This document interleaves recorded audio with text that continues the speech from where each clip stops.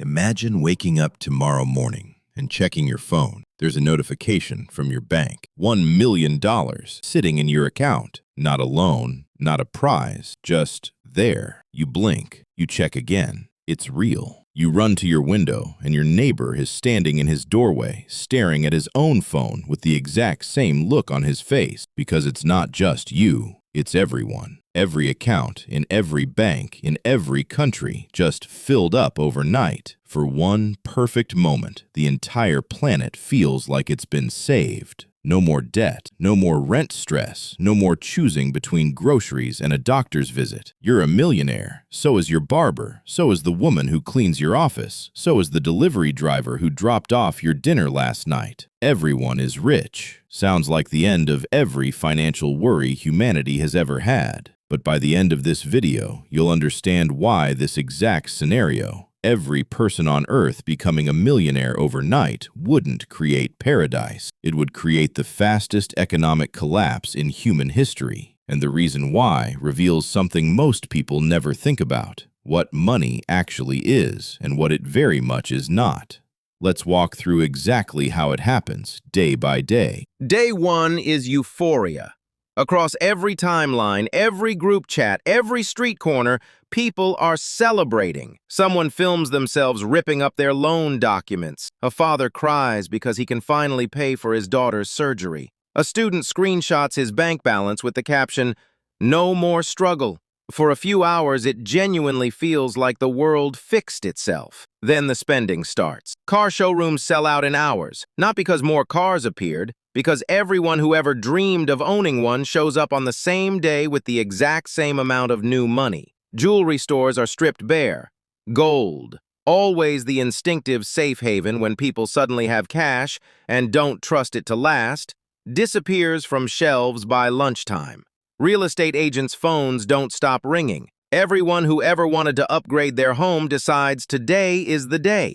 Electronics stores sell out of the newest phones within the hour. Travel sites crash as millions of people book the vacation they've been postponing for a decade. Banks are overwhelmed, not because the money isn't there, but because the sheer number of people trying to move it, invest it, or withdraw it at once breaks the systems built to handle ordinary daily volume.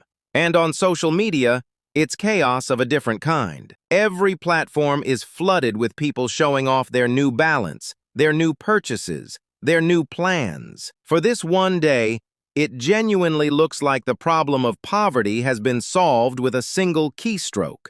But paradise has a very short shelf life, because the next morning, a much quieter, much more dangerous problem begins. Here's a question nobody asked in the excitement of day one. If everyone already has enough money to live comfortably for years, who actually shows up to work tomorrow? Not everyone. Not even close. The taxi driver who spent 12 hours a day behind the wheel to support his family, why would he drive today? He doesn't need the fare anymore. The teacher who was underpaid and exhausted, she finally has breathing room. Maybe she takes the week off. Maybe the month. The cleaner at the hospital, the security guard at the warehouse, the worker on the assembly line, the farmhand harvesting crops before sunrise, the truck driver hauling food across the country overnight. These are the jobs that are physically hard, often thankless, and usually done out of necessity rather than passion. And necessity just evaporated for millions of people at once. This is the part almost nobody thinks about when they fantasize about everyone becoming rich. Money didn't just remove financial stress. It removed the reason a huge share of the workforce gets out of bed at 5 a.m. Not everyone quits, of course. Some people love their work and keep showing up regardless. But even a fraction of the global workforce stepping back, truck drivers, farmers, factory workers, delivery staff, hospital support teams, is enough to jam the machinery that keeps a modern economy running. Because here's the uncomfortable truth. An economy isn't really run by money. It's run by people willing to show up and do the unglamorous work that keeps food on shelves, fuel in tanks, and medicine in hospitals. Remove enough of those people at once, and the money in everyone's account stops mattering, because there's less and less for it to actually buy. By day 3, the cracks are visible. Supermarkets that restock every single night suddenly can't. Fewer truck drivers means fewer deliveries. Fewer warehouse workers means slower loading. Fewer farm hands means smaller harvests moving out of the fields. Shelves that are normally full by morning stay half empty, then a quarter full, then bare. Fuel stations start running dry because the drivers who move petrol and diesel across the country are some of the exact workers who no longer feel the need to clock in for a grueling overnight shift. Pharmacies feel it hardest. Medicine production and distribution rely on precise, uninterrupted supply chains. Factory workers, quality control staff, delivery networks, pharmacists. Even a short disruption means real people. People who need insulin or heart medication or antibiotics suddenly can't get them on time. Restaurants start closing early, then not opening at all because kitchen staff and servers, jobs long associated with financial struggle, no longer feel compelled to work double shifts for tips. And here is the core lesson hiding inside all of this chaos. Money does not create products. It never has. Money is a claim on products that already exist, made by people who are actually working. If you flood a country with money but the number of goods being produced stays exactly the same, or worse, drops because fewer people are producing them, you haven't made anyone richer. You've just made the existing goods more contested.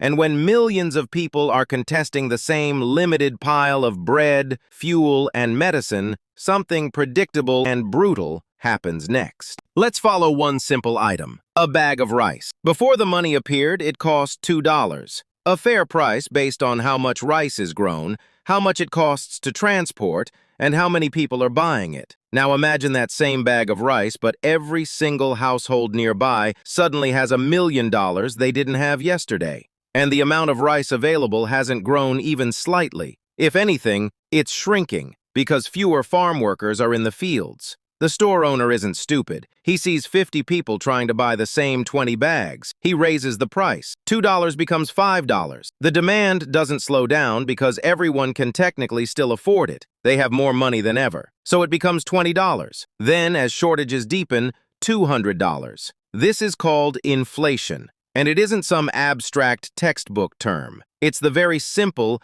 very brutal reality of too much money chasing too few goods. Homes follow the same pattern. A house that was worth $500,000 suddenly has hundreds of buyers who can technically afford it in cash. Prices double, then triple within weeks. Cars, generators, water purifiers, cooking gas, anything with limited supply and sudden universal demand spikes the same way. And here's the part that breaks the illusion completely. Your $1 million, the exact same number sitting in your account, buys less and less every single day. Not because the number changed, because everything around the number changed.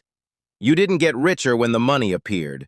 You just got a head start in a race where the finish line was always the same size. And now everyone's running it at once. This is the moment the entire premise flips, and it's the most important idea in this whole video. Real wealth was never the number in your bank account. It never has been. Real wealth is food growing in fields. It's factories producing goods. It's power plants generating electricity. It's engineers building infrastructure, doctors treating patients, farmers harvesting crops, truck drivers moving supplies from one city to the next. Money is not wealth itself. Money is a claim, a kind of ticket that lets you access wealth that other people have already created through their labor. If the number of tickets in circulation suddenly explodes, but the actual amount of food, fuel, homes, and medicine stays the same, or shrinks, the tickets become worth less. Not because anyone stole anything, simply because there are now far more tickets competing for the exact same pile of stuff. This is why simply printing money, or in this case, simply gifting money to every person on Earth, can never make a society wealthier on its own. Wealth has to be produced. It has to be grown, built, assembled, and delivered. There is no shortcut where money appears and abundance follows automatically. If it were that simple, every government on Earth would have already solved poverty by printing unlimited currency. The fact that none of them have tells you everything you need to know about how fragile that idea really is. As the chaos deepens through weeks 2 and 3, something fascinating happens. A new class of rich people quietly rises, and it isn't the people holding the most cash. It's the farmer who kept showing up to his fields every morning, producing food while everyone else celebrated. It's the small factory owner who kept his production line running, making goods that were suddenly worth far more than before. It's the fuel distributor who found a way to keep supply chains moving, even at reduced capacity. It's the handful of manufacturers, energy producers, and essential service businesses that kept creating real, tangible value, while millions of others were spending their windfall on cars, gold, and vacations. These people begin trading their real goods, rice, fuel, electricity, manufactured products, for enormous sums of the now devalued cash sitting in everyone else's accounts. Their businesses boom, not because they got a windfall, but because they never stopped producing when everyone else stopped needing to. Meanwhile, the millionaires who held on to pure cash and did nothing productive with it watched their millions shrink in real value week after week. Their bank balance says the same number, but it buys a fraction of what it used to. Purchasing power, not the number on a screen, was the wealth all along. And purchasing power belongs to the people still producing, not the people just holding. So let's go back to the beginning. If every single person on Earth became a millionaire tomorrow, here's what would actually happen. Celebration, panic buying, empty shelves, runaway prices, and within weeks, the same millionaires who felt unstoppable on day one would find their money worth barely more than it was before, while a new class of producers, the people who kept working, kept farming, kept manufacturing, quietly became the truly wealthy again. Because wealth was never created by printing money or gifting money. It's created by producing things other people actually need. Money can be given away in an instant. Value, real, tangible, usable value, cannot. It has to be built, grown, and earned one day at a time by people willing to do the work. That's the paradox hiding inside this entire thought experiment. The dream of everyone becoming rich quietly assumes that richness is a number, but richness was never the number. It was always what the number could buy. And that depends entirely on how much real value the world is producing at any given moment. So here's the question worth sitting with. If everyone is rich, is anyone really rich? Drop answer in the comments below, and if this made you see money differently, hit subscribe here at Mr. Beer, because next time we are breaking down another idea most people have completely backwards.